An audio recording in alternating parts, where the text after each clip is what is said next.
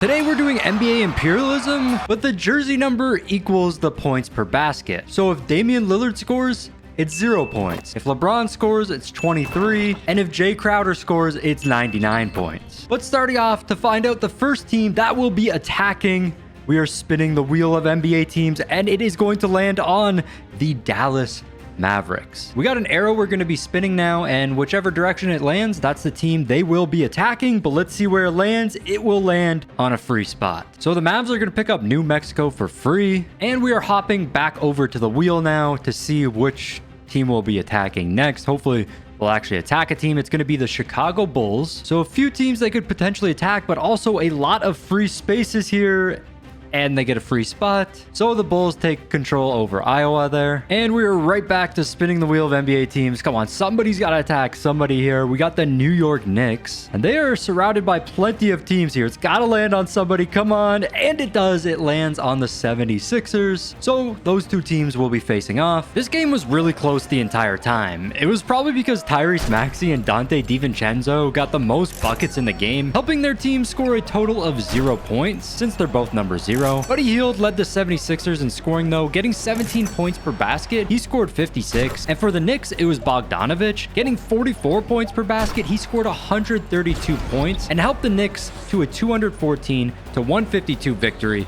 over the 76ers. Also, I forgot to mention, all the games are first to 200 points. All right, so the Knicks take over Philly, and they're the first team to win a game. But we are back to the wheel to see which team will be attacking next, and it's going to land on the Sacramento Kings. The Kings can either play the Trailblazers, Warriors, or get Nevada for free. Let's see what's going to happen. They are going to be facing off against the Golden State Warriors. With how high some of the Warriors' best players' jersey numbers are, I thought they would win easily this game, but Chris Paul was the player that was scoring the most for them. Being number 3, he scored 6 times, giving his team only 18 points. The Kings were carried by Trey Lyles. At jersey number 41, he scored 123 points and the game-winning shot to help the Kings win 224-143. So the Kings getting a bigger chunk of California, and we're back to the wheel to see which team attacks next. It is going to land on the Dallas Mavericks. We got the Mavericks yet again. Last time we had them, they got a free space, but now they are completely surrounded, and it is going to land on the OKC Thunder.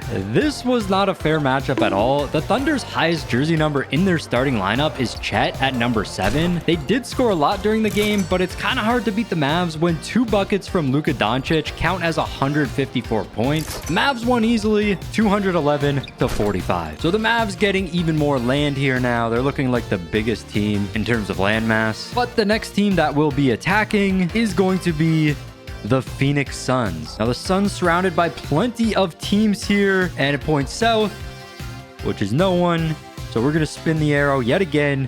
This time it lands on the Utah Jazz. Devin Booker went off this game with 9 buckets. He helped the Suns score a total of 9 points. Lauri Markkanen was the lead scorer for the Jazz with 23 points per bucket. He scored 138 points this game. Despite the big difference between the two players, Durant helped the Suns keep it close, and the game was tied 184-184. With the game on the line, John Collins had an alley-oop dunk to beat the Suns 204-184. So the Jazz take control over Phoenix, and we're back to the wheel to see who's attacking next. It is the Milwaukee Bucks, and they are completely surrounded, so they have to attack here. But let's see who it's going to be that they're attacking. Who's that pointing to? That's the edge of Detroit. So the Bucks are going to be attacking the Detroit Pistons. Giannis went off this game, scoring 34 points per basket. He put up 136 points this game. Despite this, the Pistons did keep it close the entire time, but ultimately, when Cade Cunningham is scoring the most for you with 5 baskets, he only scored 10 points, and the Bucks won 214-141. So the Bucks take over Michigan, getting a nice chunk of land there, and we are right back to the wheel to see who will be attacking next, and it is going to be landing on the San Antonio Spurs. So 2 teams the Spurs could possibly attack, the Mavs or the Rockets, and it lands on nobody. Let's spin this thing again. And that lands on the Dallas Mavericks, a very tough team to beat. The start of this game was complete dominance by the Mavs. Wemby was the only player to score for the Spurs, resulting in a 109-3 lead for the Mavs. But the Spurs pulled off the impossible They stopped Luka from scoring the entire game, and Malachi Branham went off for them with 22 points per basket. He put up 88 points, and down by 2 points, Zach Collins hit a three to win the game, 209-188. So the Spurs gaining a ton of land with that win right there. But we are back to the wheel to see the next attacking team, and it lands on the Brooklyn Nets. The arrow is kind of hard to see on the Nets because their team color is black. The arrow's black. Let's spin this thing. They got a few teams they could be attacking here, and they're going to be attacking the Celtics. The Nets definitely had the advantage in terms of jersey numbers this game, with the Celtics' highest numbered starter being number 9. Despite this, the game was close the entire time. The Nets were up 182-179 near the end. After a brick from Derek White, Cam Thomas hit a wide open layup to win 206-179. So the Nets take over all of the Celtics land, and then there's no other teams in the Northeast, so I just gave the Nets the entire Northeast. The only team they can play right now is the Knicks anyways. But we're spinning the wheel yet again. This time it lands on the Minnesota Timberwolves. Now they can either attack the Bucks or Bulls or get some free land here, and it's going to be free land. Picking up South Dakota there, the Timberwolves expand quite a bit. And that means we are right back to the wheel spinning yet again. This time it lands on the Milwaukee Bucks. So many teams the Bucks could be facing here. The Timberwolves, Raptors, Cavs, Pacers, or the Bulls. They do have to play a team though. No free land available. And they're going to be attacking the Timberwolves. Timberwolves thought they got away for free there, but they are going to have to play. I thought the Bucks were going to win pretty easily here, but Giannis actually scored only 1 basket the entire game. Lillard did go off scoring 6 baskets, but since he's number 0, that scored his team a total of 0 points. And that helped the Wolves take a 137-41 lead over the Bucks. But with Jay Crowder in the game for the Bucks, they just needed 1 bucket from him to come back. I really wanted to see a 99-point basket, but unfortunately it never happened. The Timberwolves won 224-128. Though the Timberwolves take control of a lot of land there. And of course, we are back to the wheel to see who attacks next. It is going to land on the Atlanta Hawks. 3 potential teams the Hawks could face, also 2 potential free spots. Let's see what it's going to land on. It lands on a free spot. So they take over South Carolina there, and we are right back to the wheel. This time it lands on the Toronto Raptors. Raptors have to play a team here. It's either going to be the Timberwolves, Cavs, or Knicks. Let's see who it lands on. It lands on the Knicks. This game was a complete blowout. The Knicks started with 2 baskets from Julius Randle for 60 points and 2 free throws from Hartenstein for 110 points, plus an OG Anunoby bucket to take a 178-23 lead. At this point, the Raptors had no chance to come back, which sucks because they're my favorite team. The Knicks win 202-48. So New York has colonized Canada, and we are right back to the wheel. Attacking this time will be the Washington Wizards. A lot of potential free space for the Wizards here, but let's see where it lands. It lands on the Knicks. The Knicks are playing yet again. The Wizards just suck. They managed to keep the game close at first because DiVincenzo kept scoring, helping his team get 0 points. But once Randall and Hartenstein started scoring, it was quickly a GG for the Knicks, winning 225-42. Oh, the Knicks gaining even more land there. The map's kind of being dominated by the Knicks, Timberwolves, and the Spurs. Let's head back to the wheel and see who will be attacking next. It is going to land on the Charlotte Hornets. We almost got the Brooklyn Nets again. And if it lands on the Nets, the only team they can attack now is the Knicks. But going to Charlotte here, they could get some free land, but they will be attacking the Atlanta Hawks. Both these teams sucked this game. This was a tough one to watch. The only player that was really doing good was Brandon Miller. With 24 points per basket, he helped the Hornets take a 48-1 lead, and they kept this lead all game. Miller scored 120 points total, and the Hornets won 207-89. So the Hornets pick up a good chunk of land right there, and we are spinning the wheel yet again. Attacking next will be the Brooklyn Nets. It's really just staying on this side of the board. And there's only one team that the Nets can attack, and that's the Knicks. So we don't even have to spin the arrow. This was a very low scoring game to start. It was all the low jersey numbers getting buckets. Of course, DiVincenzo scored 5 buckets, which counted for 0. So I don't know if you can even consider that scoring. Neither team hit 100 points till the end of the first quarter, and it was close in the second until Hartenstein hit a layup to give the Knicks a 196 to 161 lead, and a layup from Brunson gave the Knicks a 207-161 victory. With yet another successful defense, the Knicks claim even more land. They're looking really big now. But we are right back to the wheel. The next attacking team will be the Utah Jazz. We haven't seen them play for a bit. Also a bunch of teams we haven't seen play at all yet. Few potential teams they could face. A lot of free land they could take as well. And they're going to get free land. I think that's barely pointing on Nevada. So the Jazz get lucky, don't have to play, and pick up a bunch of land, which means we are right back to the wheel. And this time it lands on the Chicago Bulls. I thought it was going to land on the Knicks again.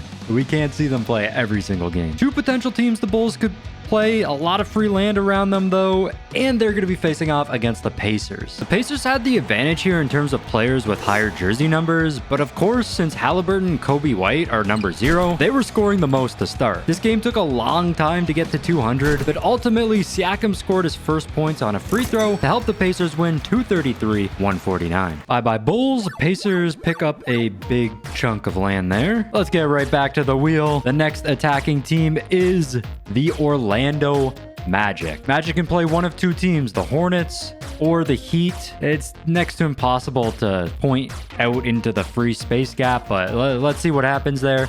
They're going to be playing against the Water. Let's redo that. Spinning again. It's the Water again. Come on. Land on an actual team. There we go. Close enough. They're facing off against the Hornets. Brandon Miller carried the Hornets yet again this game. He ended up scoring 144 points total, and despite Wendell Carter dropping 102 for the Magic, Brandon Miller led the Hornets to a 172-158 lead, and a free throw from Seth Curry secured the 202-158 victory for the Hornets. And the Hornets gain half of Florida right there. Brandon Miller is probably MVP of the tournament so far. He's been going off for the Hornets, but we'll see what happens in the future. We are right back to the wheel though to find out the next attacking team. It is going to be the Houston Rockets. We haven't seen them yet. Odds are they'll be facing the Spurs, but let's spin this wheel to find out. And it lands on the Pelicans. None of the high jersey numbers were scoring at all to start this game, till Şengün finally scored, giving the Rockets an 80-25 lead. From here, the Rockets never looked back. It helped them a lot, though, that the Pelicans' lead scorers were Herb Jones wearing number 5 and Zion wearing number 1. Dillon Brooks hit the game-winning shot to help the Rockets win 202-82. So the Rockets picking up a little bit of land here with their first win. Not the biggest team right now, but also not the smallest. And of course, we are back over the wheel to see which team is attacking next. It is going to be the San Antonio Spurs. We're going to be seeing them play yet again. They could get some free space here. Let's see where this is going to land. Lands on nobody to start. Let's spin the wheel yet again, or the arrow. Lands on nobody again. Come on. Got to land on somebody here. And it does. It lands on the Utah Jazz. So the Spurs attacking the Jazz. This game was really close to start. With the Jazz being up 99-84, the game was within one possession when John Collins got back-to-back buckets, scoring 40 points, and Lauri Markkanen finished the game off getting 3 buckets in a row. In total, he scored 6 times for a total of 138 points and led the Jazz to a 208-148 victory. So the Jazz easily the biggest team now with that victory right there. But that also means that they're going to be a big target going forward. The likelihood of another team playing them is really high now. Spinning the wheel yet again though, the next attacking team will be the Miami Heat. We don't even have to spin the arrow for them because there's only one way they can go, and that's to attack the Charlotte Hornets. Brandon Miller went off yet again this game with 7 made baskets. He scored 168 points, but with 84 points from Tyler Hero and 88 from Jimmy Butler, the Heat kept it close all game. The Hornets had a 193-189 lead before Duncan Robinson got subbed in and hit a 55-point shot to win 244-193. So the Heat picking up a ton of land right there. They had barely any, just the tip of Florida before, and now they got a ton. Let's see who's going to attack next. It will be the Utah Jazz. We see them play yet again. I don't even know where to put the arrow. All right, we're going to put the arrow right here. Let's just spin it, see where it's going to point to. And it points towards the Denver Nuggets. This game started off really close. All the high jersey numbers for each team went back and forth scoring, and the Nuggets had a 108-98 lead. From here, the Jazz took over though. In the end, Walker Kessler scored 96, and John Collins scored 60, including the game-winning free throw to help the Jazz win 205-131. So the Jazz gain even more land. They're controlling like half the map now, and we're spinning the wheel yet again. Next attacking team will be the Cleveland Cavaliers, which is spelt wrong on this this wheel. We actually haven't seen them play yet. They could be facing Knicks, Timberwolves, Pacers, or get some free land here. Which is it going to be?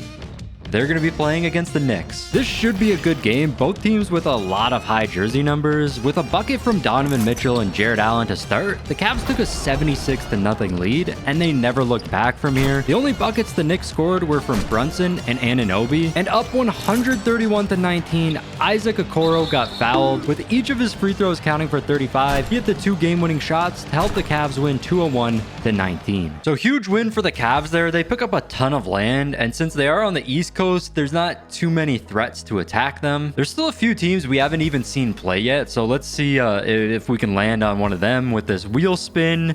And we don't. We land on the Timberwolves. So I'm just going to put the arrow here. If it points to the east, they play the Cavs. If it points down, they play the Pacers. And if it points to the west, they get some free land. Points up, then we respin. All right, let's just spin it. I didn't really need to explain that, but it points to the right, so they're going to be attacking the Cavs. Cavs with a successful attack last time. Let's see if they can defend, though. Again, the Cavs started with a bucket from Donovan Mitchell and Jared Allen this game to take a 76-0 lead. Anthony Edwards ended up scoring 3 times for 15 points, and Gobert scored twice for 54 points. But that wasn't enough to stop Donovan Mitchell, who put up 90 points, and Jared Allen, who put up 124 points to lead the Cavs to a 214-69 victory. The Cavs are looking pretty unstoppable here. If I was any other team, I would not want to face them, and the likelihood of facing them now is pretty high because they have so much land. Let's see who will be attacking next. Can we get a new team at least? No, are you kidding me? It lands on the Cavs again. The only team they can face now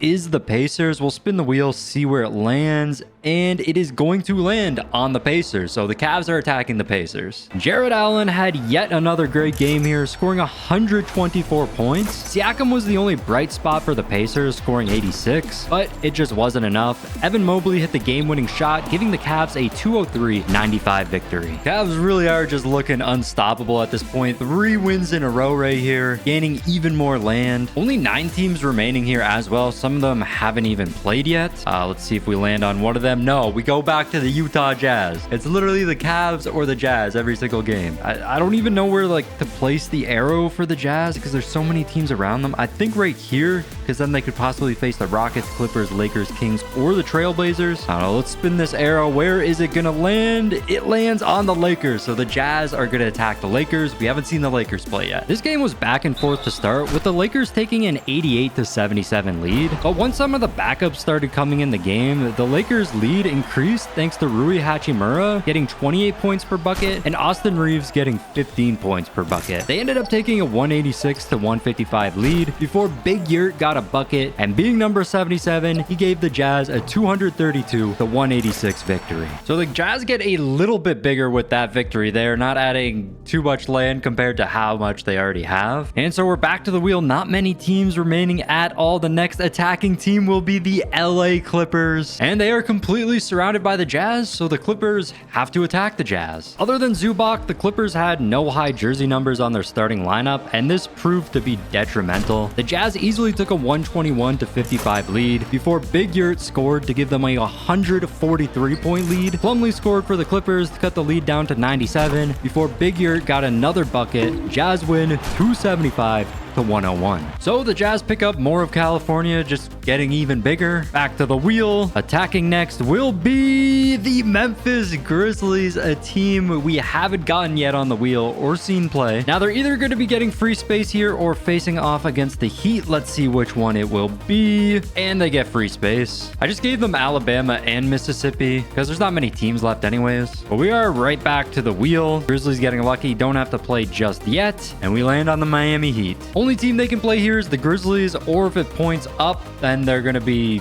getting free space. I'll just give them all the land up there. Why not? So let's spin this wheel or arrow. Points to the right. That's not going to be anybody. Nobody to the east. And there we go.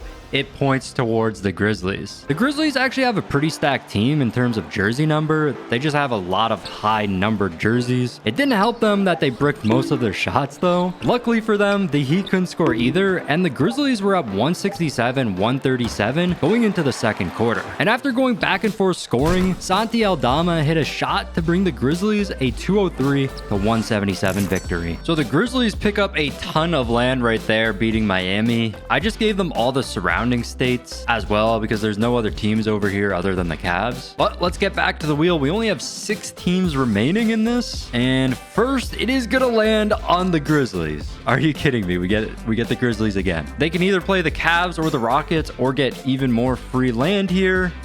Lands on nobody to start. Let's spin it again. Come on. Come on. It's got to land on somebody here. Still nobody. Come on, arrow. Oh my gosh. Please just land on a team that is just barely pointing at the Cavs. So the Grizzlies and Cavs will be playing. Both these teams had very high jersey numbers, so it should be a good game, except the Cavs are a way better team. The Grizzlies took an early lead though, going up 29-0. This lead was quickly erased by Donovan Mitchell, who scored twice and hit a free throw to give the Cavs an 80-point lead. Following that bucket, Isaac Okoro scored, increasing the lead by 35. The Grizzlies did come back a bit, with 36 points coming from Marcus Smart and 24 from Lamar Stevens, but then Donovan Mitchell hit a shot to bring his total scoring up to 180 and give the Cavs a 215-115 victory. So the Cavs have control of the entire East Coast now, and we are down to only 5 teams remaining. We still haven't seen the Trailblazers play, and the Kings played like the second game of this entire video, and they haven't played since. So I don't know. Let's see what it's going to land on. Who's going to be attacking next?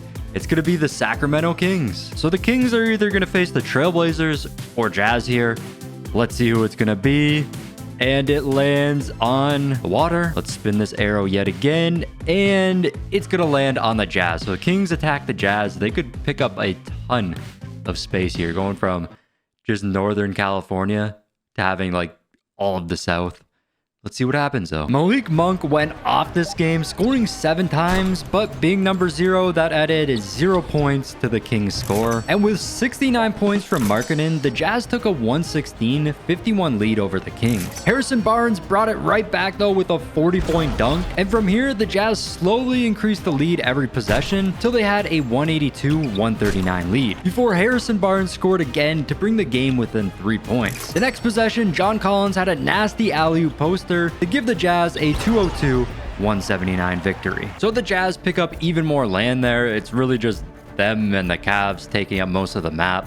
The Rockets and Trailblazers land area is so small. And we are down to our final 4 teams, spinning the wheel yet again. The next attacking team will be the Houston Rockets. Now they can either attack the Cavs, the Jazz, or get a little bit of free land. Let's see what it's gonna be. And it lands on the Jazz, so the Rockets attacking the Jazz here. Şengün went off this game, scoring 112 points. He brought the Rockets to a 151-79 lead. This didn't last long though, because Big Yurt got subbed in, scored, and gave the Jazz a 5-point lead. The very next possession, he got another bucket to give the Jazz a 233-151 victory. So Jazz pick up even more land right there. We're down to only 3 teams now. Still haven't seen the Trailblazers play at all. We haven't even landed on them. Let's spin this wheel, see who will be attacking next. It lands on the Utah Jazz. I think I'm just going to put the arrow here. If it lands to the east, I'm going to give them all the free land between them and the Cavs. And if it lands to the north, they'll be playing the Trailblazers. Let's spin this thing, see where it lands. Lands to the west, so nobody over there will respin.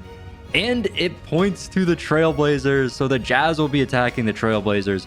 We finally get to see the Blazers play. Blazers had a major disadvantage going into this game. The highest jersey number on their starting lineup is Jeremy Grant, who wears number 9, but they did take a lead going up 11-2 early. From here, they got completely swamped and the Jazz took a 98-18 lead. At this point, both teams put in most of their backups and the Blazers started to make a comeback. For some reason, one of the Blazers players was invisible. It ended up being Dwop Reith and he went off. He's number 26 and ended up scoring 104 points this game. And with his help, the Blazers were able to take a 196-122 lead over the Jazz. From here, John Collins scored, followed by Colin Sexton, and 2 free throws from Lauri Markkanen brought the Jazz up to 190 points. Simons was able to get a bucket for the Blazers, but being number 1, it didn't help much. Sexton came back with 2 points of his own, followed by a bricked 3 from Matisse Thybulle to win the game. And after that choke, John Collins hit a post fade to give the Jazz a 212-197 victory. Trailblazers were so close to taking all this land, but the Jazz are going to keep it, and we only have 2 teams left,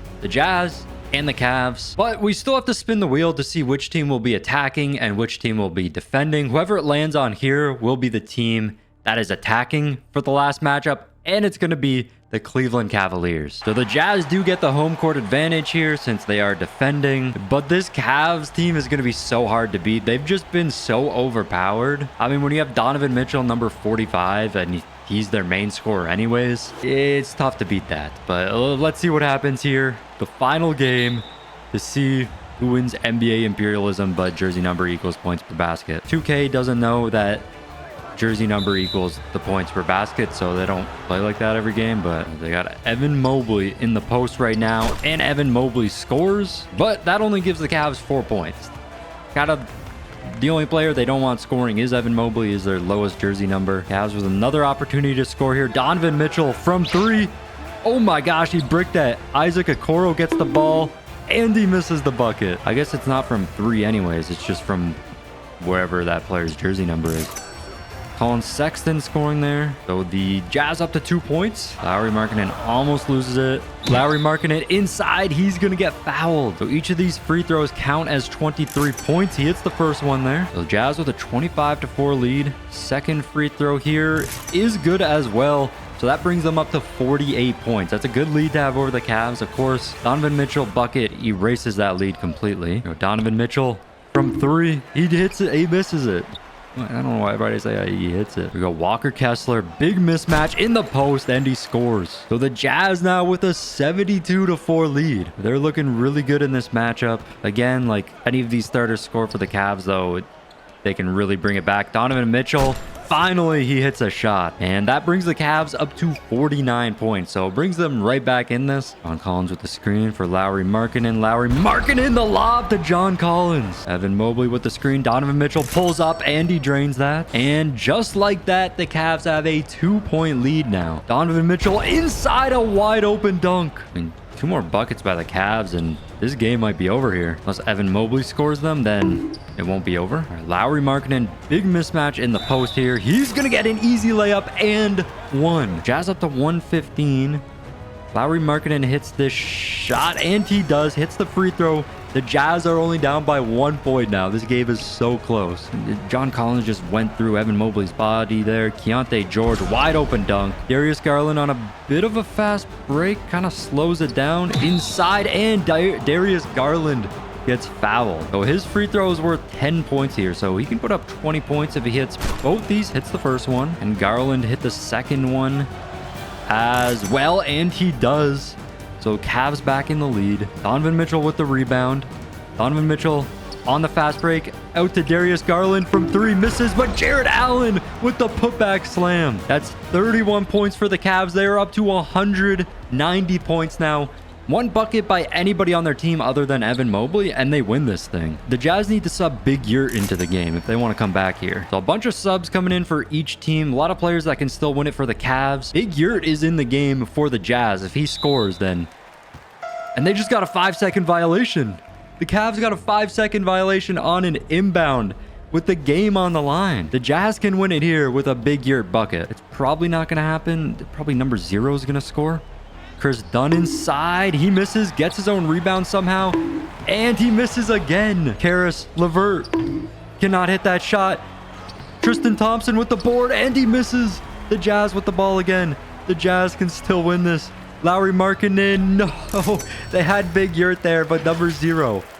Taylor Hendricks, number 0, scores right here, which does nothing for the Jazz. But the Cavs with the ball again. They can win it here. Okay, Tristan Thompson in the post. Putting up a bucket for the win, and he misses it. Big Yurt with the board. Cavs again with the chance to win it. And here we go. Wide open layup, can't hit it. Sam Merrill at the free throw line for the win, and he hits the bucket. That's worth 20 points. And that 20-point free throw gives the Cavs the 210 to 144-point victory. That was a super close game. I mean, they won by quite a bit, but the Jazz had some opportunities to win it with Big Yurt in the game. And the Cavs have taken control over the entire map. They are our Imperialism champs when jersey number equals the points per basket. But if you guys enjoyed this video, make sure you check out this one right here. Anyways, I'll see you guys next time. Peace.